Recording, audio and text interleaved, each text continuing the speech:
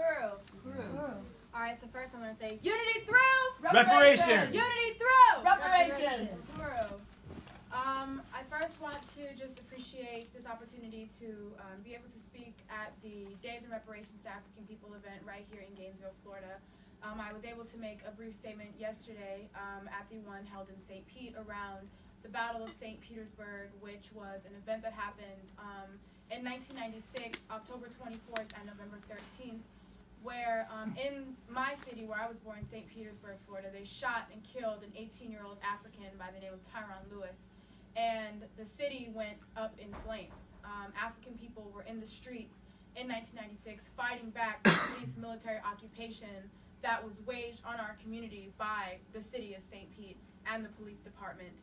And it was to crush, and even on November 13th, assassinate the leaders of the Uhuru movement, Chair Amalia Shatella. They attacked that building, and so we celebrated the anniversary of the murder of Tyron Lewis, acknowledging this martyr in our struggle for freedom and liberation. And, just a just, righteous resistance, that a moment where St. Pete in this state looked just like Ferguson in 2014. So, also want to share in saluting my leadership, Chairman Amalia Shatella, leader and founder of the African People's Socialist Party, the Uhuru Movement, and the African Socialists International, because we are a party and an organization that is worldwide, because it's going to take African people everywhere we are, everywhere we have been dispersed, to unite, to fight under the banner, under the vanguard party, the leader, in order to, secure an actual liberated future for African people. So we're located all around the world, not just in St. Petersburg, Florida, in St. Louis, Missouri, in Philadelphia, in Oakland, and throughout various places in the U.S., but we're also in the Caribbean. We're in Africa, in occupied Azania, known as South Africa, in Kenya, in Ghana, and various places throughout the world, because African people are serious about being self-governing and intend to be free. Whether, white people like us or not, African people will seize power in our lifetime.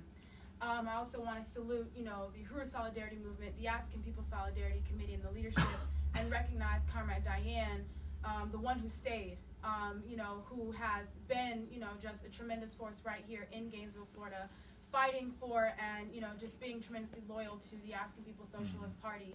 And, just putting this event together with the committee that she was able to pull, the local organizing committee here.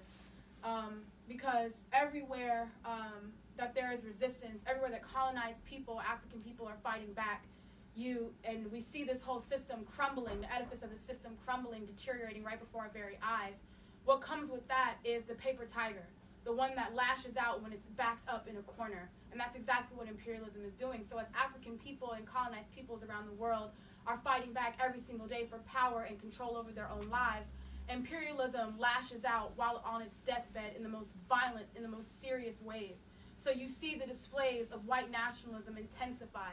You see it embolden every single day because of the fact that it sees itself, it's dying, and it will not survive. So it has to commit serious acts of violence, the same kinds of acts of violence that it's been committing for 600 years, in a more serious, in a more sporadic kind of way, because it's trying to revive itself, but it can't. Under the banner of African internationalism, under the fight that African people are waging all around the world to be free. So it's not a small thing that right here in it's a white nationalist city. Gainesville is. We can't get around this legacy, this history. All areas, all corners of this country that built on stolen land and genocide of indigenous people is white nationalist. But it's an emboldened kind of white nationalism right here in Gainesville. So it's no small thing to be able to organize in the white community and win unity with reparations and the call to join the side of humanity, to be on the right side of history, and siding with African and colonized people. And I've spoken about how this party and this movement is an international movement. Even the Solidarity is an international movement. Where white people around the world, as human beings, because human beings are capable of, like Jesse was saying, recognizing their material interests, are coming to the conclusion that, well, the rest of the world is, fighting for their freedom and fighting for their resources, that I better be on the right side of the question too. And so this movement, the Solidarity movement of white people in unity with reparations to African people, is growing internationally. And this work started by one man, literally one man, Chairman Omali Eshatella. And a part of my job that was, not really related in the bio, because I'm responsible for all of those things, but also one thing I'm responsible for is conveying the history of this party, the significance of the African People's Socialist Party in the world today. The reason I'm even able to be here and stand before you and say what I'm saying, the reason Jesse's able to say what he's able to say, is because of the history of the African People's Socialist Party and Chairman Omali Eshatella. And we really have to understand, because for those of us who weren't alive and those of us who were or were able to capture a glimpse of the revolution, because it was a revolution, that's what it was, happening right in this country, the Black Revolution of the 60s. It was a real, serious fight for Black power. And you saw it every single day. White people were running for the hills, scared for their lives, because African people were serious about being self-governing. We're fighting back on every front. We're organizing in every street, creating institutions and programs and things like that to be able to take care, to feed, clothe, and house ourselves. It was a real revolution. And it was one where the peoples of the world were looking to African people in this country. They were looking at African people in this country because the basis of the oppression around the world that exists today rests on the foundation of slavery and genocide of African people. Uhuru. So the world was looking to African people right here in the U.S. when the Black Revolution was happening. Uhuru. So white power imperialism was scared for its life. And what they did was they committed a war without terms on African people in this country. Uhuru. They imprisoned, they assassinated leaders, Malcolm X, Martin Luther King, towards the end of his life when he started to be able to say, I can't tell African people not to fight back based on the wars that the U.S. is waging in Vietnam. Uhuru. And they killed Martin Luther King. And they killed Fred Hampton, 20 years old, kicked his door in at 4 a.m. after drugging him and drugging his Kool-Aid, shooting his body, ridding him with bullets right next to his pregnant wife. That's exactly what they did. The U.S. government did that to the Black Revolution of the 60s. To the people fighting to be free, to say, I don't want the boot of white power on my neck anymore. The U.S. government was so opposed to African people being self-governing because of what it means for white power. It means that white power no longer gets to suck the blood of African people. It means that white power can no longer rape and steal and gentrify and murder African people without impunity. So they had to crush that revolution, and they did. They were successful. The counterintelligence program was successful, and it crushed the revolution. It did. But the most significant thing that rose out of that, the one who kept on fighting, the one who picked up the mantle, the one who never gave up, and who created the party, who has never given up for over 46 years, that was Chairman Omali Eshatella. And it was in 1966 when this man in St. Petersburg, Florida, tore down a white nationalist mural hanging in City Hall. It was this, just like all kinds of white nationalist depictions you can think of, it was that horrendous, sitting in a city hall, right up on the wall. You walked in, and African people at that time, we had to go into City Hall and pay our utility bill. So every time you went in there, you had to pay a water bill, you had to see your stuff, you had to see how white people view African people. That's what you had to see when you walked in there. And Chairman Omali Eshatella in 1966 committed the first act of Black power in this country. And that's not, reported anywhere. But we have to say it. We have to say it. We have to be the ones to say it. That the first act of Black power in this country happened in 1966 when Chairman tore down that mural, and then he was jailed subsequently for being the original art critic in St. Petersburg, Florida. He was jailed. And then he went on to carry out the revolution, being jailed multiple times, even here in Gainesville, being jailed multiple times. Created the first Black news publication right here in this city. You didn't know, Black Voice. The first Black publication in Gainesville, Florida, by Chairman Omali Eshatella, by the African People's Socialist Party. Right out of Gainesville, Couture Carey, the co-founder of the African People's Socialist Party. This was the consolidation of the revolutionary movement once again. It was coming together. That's the history of this party that I carry with me, and everyone should carry with them, because it's the history that's leading us into the future. And we have to really recognize that they may have killed off the revolutionaries of that period, but they did not kill the revolution. They did not kill the revolution because Chairman Omali Eshatella was alive. And he kept it going, he kept it burning, and that's how we're able to be here today, to be able to say this today. And, after, with all the organizing happening in Gainesville, everything like that, Hawkinsville, Georgia, in 1975, when Desi Woods, an African woman who was being tried for murder for killing a white man who attempted to rape her and her best friend, Desi Woods courageously took the white man's gun and shot his head. Killed him dead, killed the rapist, killed him dead. And the state tried to convict her, to try her, to kill her. And the party waged this amazing global campaign that was one of the significant contributors to the solidarity movement, to white people being involved in the struggle, because the banner that this campaign was waged under was "Smash Colonial Violence," while white people and the white left was trying to wage some bourgeois feminist BS.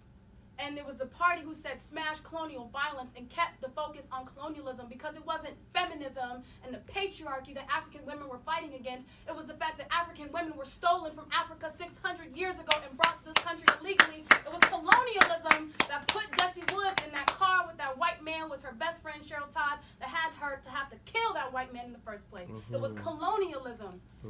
And it was this permeating the earth and permeating the minds of the people around the world, that colonialism is the issue. It is the core. It is the root of the contradiction, and that's what we have to fight against. And the movement kept moving. The momentum continued to build. And from then on, Chairman developed this amazing theory, which Jesse talked about, African internationalism, that solved the problems, the remaining problems of the revolution, because we learned a lot from the previous revolutions, but that's the thing, they're in the past. They're in the past. We have to learn from the past. We can't be nostalgic, because imperialism is not permanent. We have to figure out how to get out of it. We can't continue to remain in the conditions we live in today. So the past was amazing. We saw all these tactics, and we also learned from our mistakes. There were mistakes committed all up and down, which is why it wasn't successful. Revolutions around the world taught the African, the struggle that we have to wage today. Learned so much from the people of Vietnam and China and Russia and Cuba. But the reason all of those weren't even able to be successful and maintain a true, genuine socialist government is because African people are still colonized.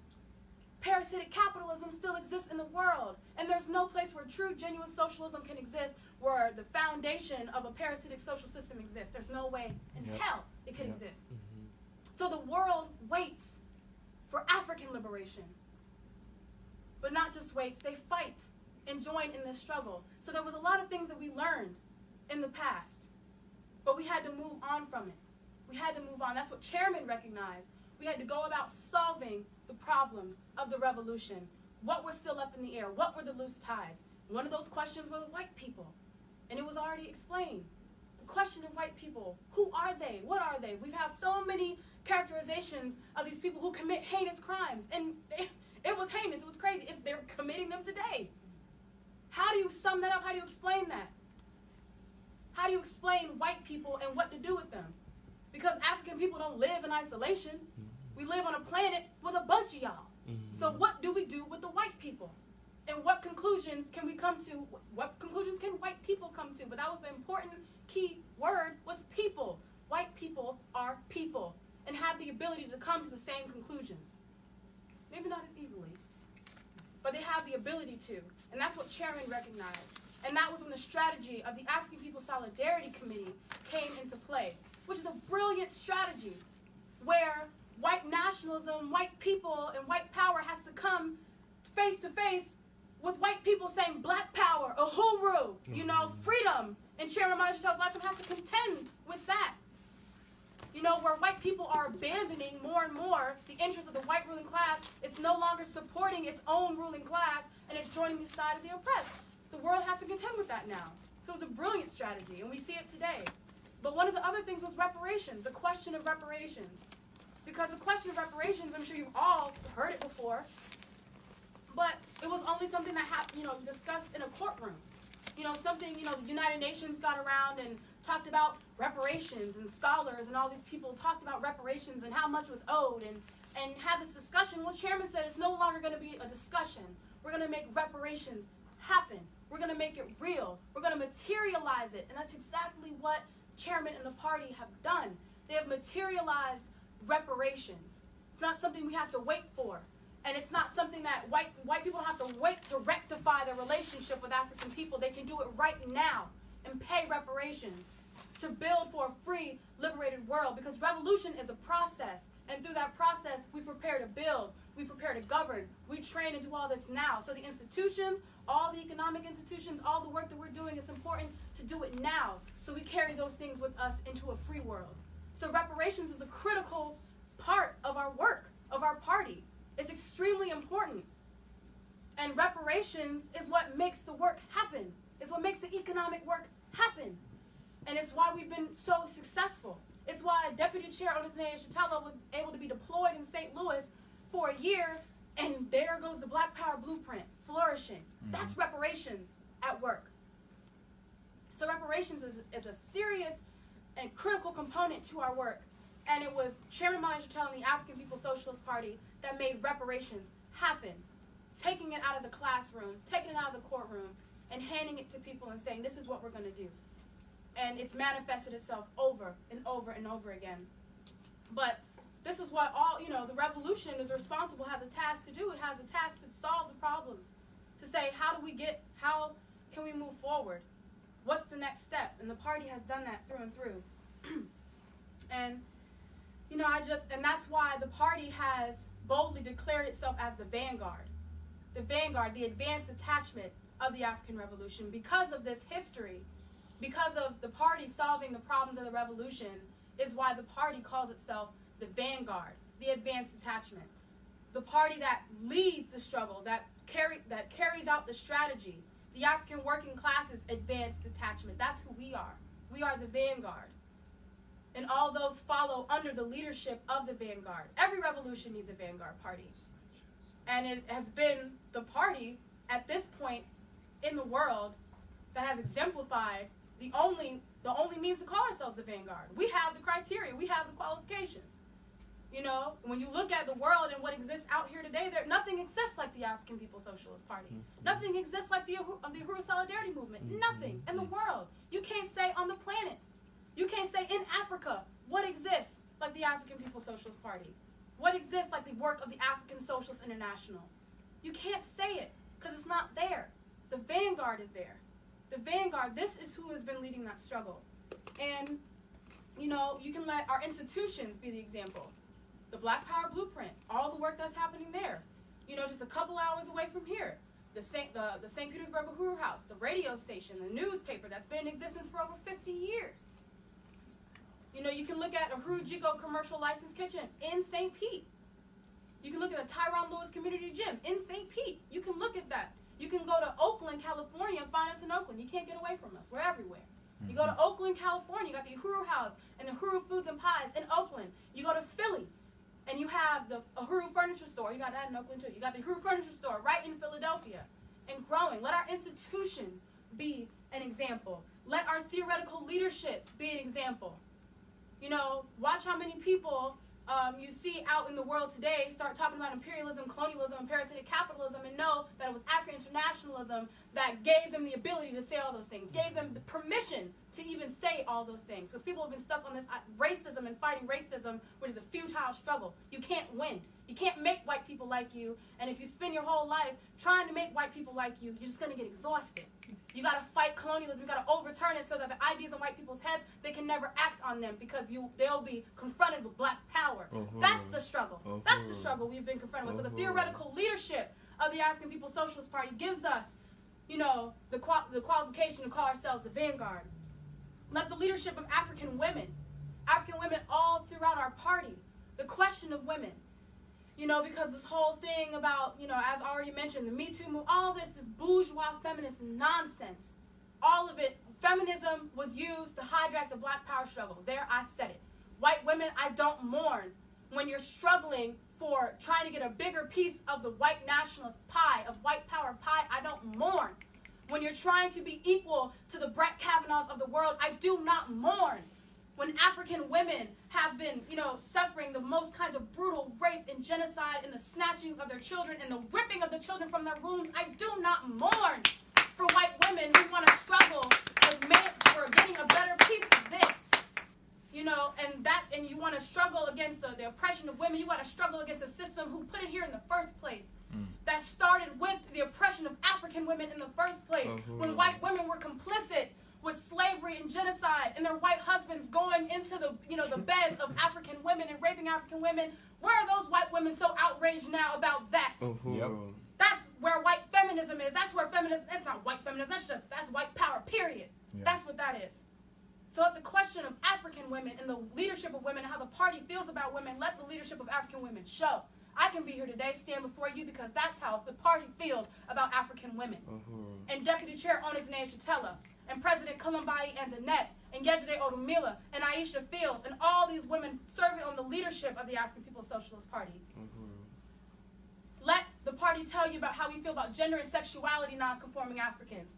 Because the same struggle for LGBTQ rights is the same struggle for feminism, is the same struggle for the maintenance of white power. We don't have time for that. We have time for black power. And we display that, our unity with all sectors of the African nation when we put the leaders of gender and sexuality non-conforming Africans on the body of leadership. As a station manager for Black Power 96.3 FM, as a Secretary General of the African People's Socialist Party, let the party tell you how we feel about gender and sexuality non-conforming Africans and that sector of our population. We don't discard any African unless you're the petty bourgeoisie. Let the organizing and consolidation of African people in Africa, where there's nothing but the petty bourgeoisie, neo-colonialism, the Mandelas of the world in Africa. Let the party organizing in Africa show why we are the vanguard, why there is this amazing party growing in occupied Azania in various parts of South Africa today, in Kenya today, rejected all the neo-colonialist BS that they have fed to join and unite under the banner of African internationalism. Let that be the reason why you can call the party the vanguard. And let the white people in this room be a testament to the party being able to call itself the vanguard. There is no other organization on the planet like it. You can't convince me of that. So I really wanted to lay that out because, this is what we join. And this is what Chairman Amalia Shatella has given you the ability to be a part of. Where the crisis of imperialism need no longer be your crisis. You don't have to succumb to drugs, to opioid addiction, to slitting your wrists, and all these crazy things that white people are engaged in today. You don't have to do that because you're afraid of the future of the world, because all you see are zombies and desolation and all those kinds of things. That doesn't have to be your reality, because that's not my future. Yep. That's not the future of Africa and African people. Our future is bright. And Chairman Amalia Shatella and the African People's Socialist Party has given white people the ability to share the same fate in liberty and in death. You have that ability. You have that ability now. So you don't have to look out in the world and feel despair. It's not necessary. It's not necessary. People are raging right now about these elections. And I want to talk about this before I leave. Because the elections right now in Florida and all over this country really are being paraded around as this kind of means of salvation, as if any of these puppets out here, these candidates out here, represent any kind of genuine future for us, for people, period. And if people are just throwing their eggs in this basket of elections, when it's never served the interests of African people. Let me just say that out, frank.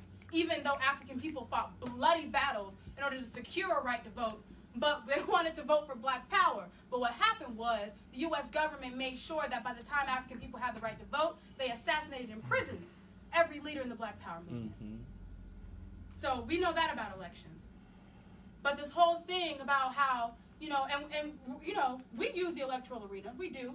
We seized it during the 2017 local elections in St. Petersburg, Florida. We seize every arena, every democratic space we can achieve. We take it. Yes. We take it for ourselves so that we continue to wage our struggle. We know that that is not the end and that we have work to do outside of the electoral arena.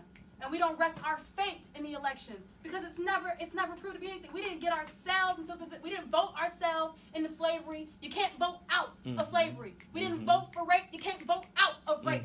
You can't do it. It's impossible. So this whole thing about how our future rests in these elections, whether you vote for white nationalist DeSantis or Zionist thug Gillum, it doesn't matter.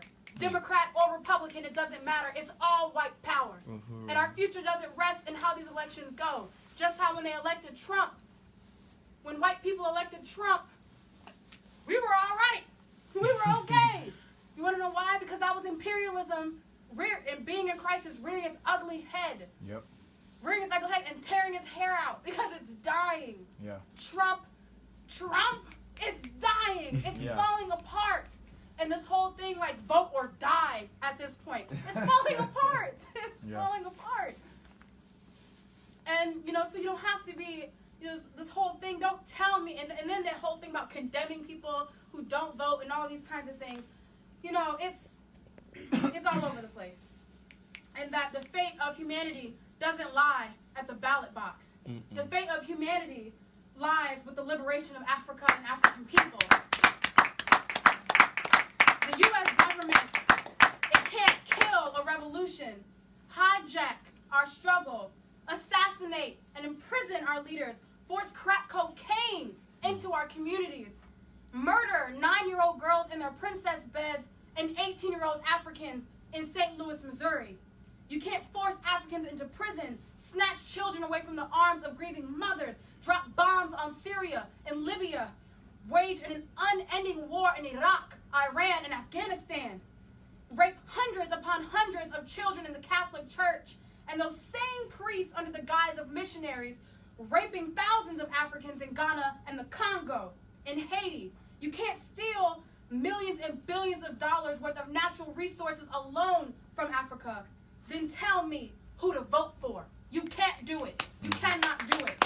It's a rotten, foul, bloody, irredeemable system, and we have a responsibility to overthrow it. If you hate what you see in the world today, if you hate the fact that capitalism is killing the environment, it's killing the animals, it's killing your women, it's killing your babies, then you need to join the side of the team that's going to overthrow parasitic capitalism, the side of which it all rests in the first place, and that's the side of the African Revolution. Chairman Akilé Anai gave us the solutions to save the planet, literally save the planet. I don't even mean that in no cliche way, with a man with a cape. I mean Chairman Akilé Anai single-handedly saved the world. Uhuru. And you have a responsibility to be a part of that future, to save the world, to participate in saving the world, and you have that ability to do so today. So, it's time. This time of, while you see the crisis of imperialism, all of it falling apart, this is the time to join the winning side. Like I said, African people will be free. Colonized people in occupied Palestine will push the state of Israel out of Palestine. The people of Africa, African people everywhere, we will be free, united in Africa under a socialist state. That is our reality. That's where we're going to be. Indigenous people will reclaim their land once again. Mexican people will reclaim their land once again. And white people, you're going to have to